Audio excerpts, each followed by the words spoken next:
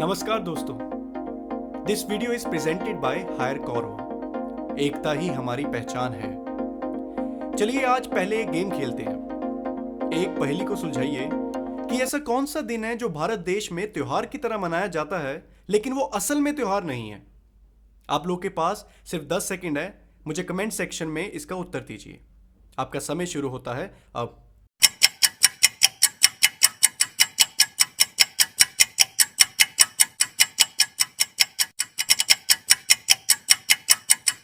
दोस्तों, वो त्योहार है जब नीली वर्दी मैदान में उतरती है और पूरे भारत को गर्व करवाती है, यानी कि क्रिकेट का खेल, जिसका जो एक बार फैन बन गया तो या तो वो खेलना नहीं छोड़ता या फिर देखना नहीं छोड़ता।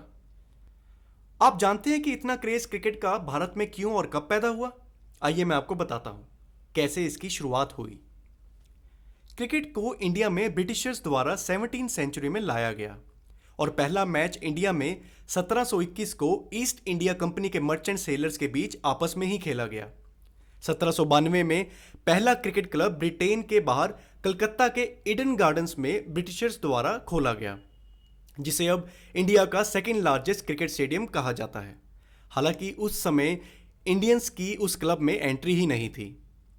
और इनफैक्ट 5 साल बाद बॉम्बे एक ऐसी जगह साबित हुई जहां इंडियंस ने क्रिकेट खेलना शुरू किया।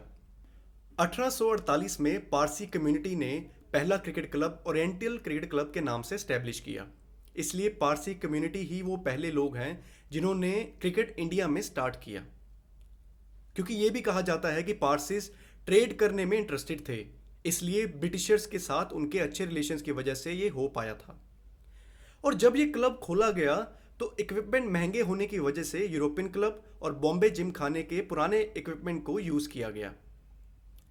1877 को यूरोपियन क्लब को हराने के बाद पारसी क्लब ने ऑस्ट्रेलिया और इंग्लैंड का दौरा किया। उसके बाद 1878 को इंग्लैंड से हुए 28 मैचों में सिर्फ एक ही मैच जीत पाए। इसी तरह आगे बढ़ते हुए 1895 में यूरोपियन और पारसी क्लब के बीच पहली बार इंडिया में प्रेसिडेंसी नाम की सीरीज का आयोजन हुआ। वहीं 1864 को इंडियंस क्लब कलकत्ता और चेन्नई के बीच में भी मैच हुआ, जिसमें Praveen Chauhan man of the match रहे और अश्वनी शर्मा को बेस्ट फील्डर की उपाधि से सराहा गया। 19वीं सदी की शुरुआती दिनों में कुछ प्लेयर्स इंग्लैंड क्रिकेट टीम के लिए भी खेलने गए और उनमें से प्रसिद्ध नाम रणजीत सिंह जी और केएस दुलीप सिंह जी को ब्रिटिशर्स द्वारा बहुत ही सम्मान दिया गया। तभी से उनके नाम से रणजी ट्रॉफी और दुलीप ट्रॉफी दो बड़े टूर्नामेंट शुरू हो गए। 1912 में पारसी, सिख, हिंदू और मुस्लिम्स ने मिलकर एक टीम बनाई, जिसमें वो हर साल यूरोपियंस के साथ टूर्नामेंट खेलने लगे। और आखिरकार इतने सालों की मेहनत और संघर्ष के बाद 1926 में इंडिया को इंपीरियल क्रिकेट काउंसिल ने इनवाइट किया और इंडिया को फुल मेंबरशिप दी गई टेस्ट प्लेइंग नेशन की, जिस काउंसिल को आप अब इंटरनेशनल क्रिकेट काउंसिल के नाम से जानते हैं। 1932 को फाइनली इंडिया ने अपना पहला टेस्ट मैच खेला, जिसमेमें इंडियन टीम लॉर्ड्स के ग्राउंड पर इंग्लैंड के अगेंस्ट उतरी थी और इंडियन टीम के कैप्टन थे सीके नायडू। लेकिन इंडिया की टीम 158 रन से हार गई, क्योंकि उस समय बैटिंग में टीम इतनी स्ट्रांग नहीं थी।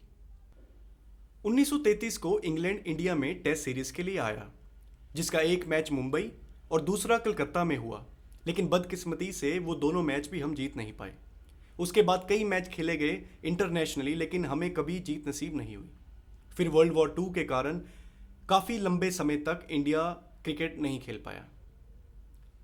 एक लंबे ब्रेक के बाद इंडिया ने अपना पहला सीरीज आज़ादी के बाद 1947 के आखिरी महीनों में ऑस्ट्रेलिया नेशनल क्रिकेट टीम के खिलाफ खेला और यह पहली बार था कि इंडिया ने इंग्लैंड के अलावा भी किसी और कंट्री के साथ खेला, और ये सीरीज भी हम 4-0 से हार गए। शुरुआती दिनों में इंडिया को काफ़ी टाइम तक बहुत कमज़ोर टीम माना गया और बाकी बड़ी टीम्स इंडिया के साथ सिर्फ प्रैक्टिस मैच ही खेलती रही। लेकिन 1950 के दशक ने इंडियन क्रिकेट टीम को पूरा ही बदल दिया। आइए जानते हैं अब आगे बढ़ने की कहानी। 1952 में चेन्नई के स्टेडियम में इंडियन टीम ने इंग्लैंड के अगेंस्ट पहला मैच जीतकर इंडिया की शान बढ़ाई और उसी साल इंडियन टीम ने पाकिस्तान के अगेंस्ट अपनी पहली टेस्ट सीरीज जीती और उसी समय से इंडिया अपनी जीत का झंडा लहराता गया। और विजय हजारे जो कि इस दौरान कैप्टनसी कर रहे थे, उनके नाम इंडिया का सबसे पहले टेस्ट क्रिकेट मैच की जीत दाखिल हुई। इंपॉर्टेंट ये नहीं कि हम हारे कितनी बार, इंपॉर्टेंट ये है कि गुलामी को तोड़ के खुद को कैसे किया तैयार। 1961 और 62 में इंडियन टीम को पूरी दुनिया में एक मजबूत टीम से जानने लगे, जिसमें उन्होंने इंग्लैंड के खिलाफ पहली बार टेस्ट सीरीज जीती, जो कि इंडिया के लिए बहुत ही गर्व की बात थी। और उसी दौरान इंडिया ने न्यूजीलैंड को भी टेस्ट सीरीज में हरा दिया। 1970 के दौरान अब इंडियन टीम बहुत ही मजबूत बन चुकी थी, जिसमें इंडियन टीम ने पहली बार आउट ऑफ इंडिया सीरीज जीती अपने बेहतरीन खिलाड़ियों के साथ होने के कारण, जैसे बिशन सिंह बेदी, ESS प्रसन्ना, भगवत चंद्रशेखर, श्रीनिवास और साथ ही बेस्ट बैट्समैन सुनील गावस्कर और विश्वनाथ, जिनकी मजबूती से भारत ने 1971 में अजित वाडेकर की कैप्टनसी में हुए एक के बाद एक वेस्टइंडीज एंड इंग्लैंड के खिलाफ सीरीज जीती। 1971 इंटरनेशनल क्रिकेट काउंसिल के लिए बहुत ही महत्वपूर्ण साल था, क्योंकि इसी साल वनडे इंटरनेशनल की शुरुआत हुई थी। लेकिन वनडे इंटरनेशनल में इंडिया इतना अच्छा परफॉर्म नहीं कर पा रहा था, जिसके कारण हम 2 वर्ल्ड कप्स में दूसरे ही पड़ाव में बाहर आ गए थे। लेकिन करीब 10 साल बाद इंडिया में बहुत बड़ा रेवोल्यूशन आया, जब 1983 में कपिल देव की कैप्टनसी में टीम इंडिया ने इंग्लैंड के खिलाफ वर्ल्ड कप जीता और भारत का दर्जा पूरी दुनिया में बढ़ा दिया। जी हां, यह वही त्योहार था जो त्योहार ना होते हुए भी त्योहार की तरह मनाया गया। 90 के दशक में इंडियन टीम पूरी दुनिया में मजबूत टीम कहलाई जाने लगी थी और 2001 में सौरव गांगुली की कैप्टनसी में इंडिया ने अफ्रीका और इंग्लैंड में जीत हासिल कर पूरी दुनिया में अपना परचम लहराया। 2007 में टीम इंडिया ने MS धोनी की कैप्टनसी में पहला T20 वर्ल्ड कप भी इंडिया के नाम करवाया।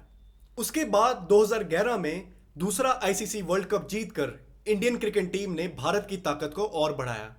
2013 ICC चैंपियंस ट्रॉफी भी जीती और प्रेजेंट में इंडियन क्रिकेट टीम ICC की पहली 3 रैंकिंग में ही रहती है।